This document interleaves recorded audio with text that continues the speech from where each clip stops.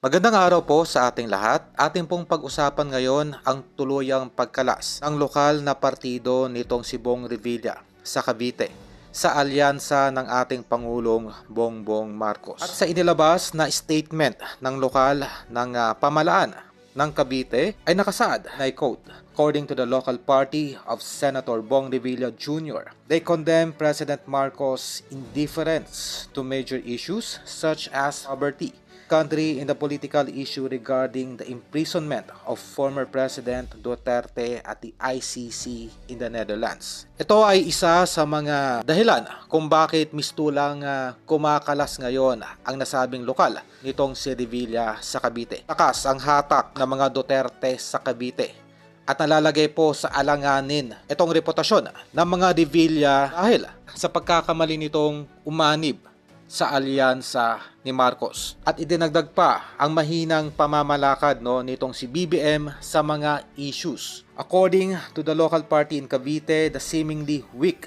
governance of Marcos is resulting in low confidence among foreign investors to invest in the country.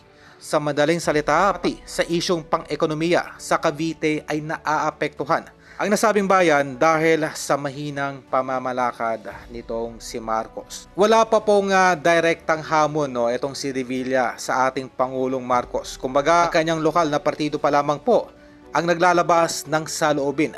Ganun pa man, ito ay hindi pa rin kumpirmado pa. Na kailangan po muna natin mahintay na itong si Bong Revilla na mismo ang magsabi na ito ay tumitiwalag na sa alyansa ni Bongbong Marcos. At nababalita na anumang araw o anumang linggo ay maglalabas din ng statement itong si Revilla.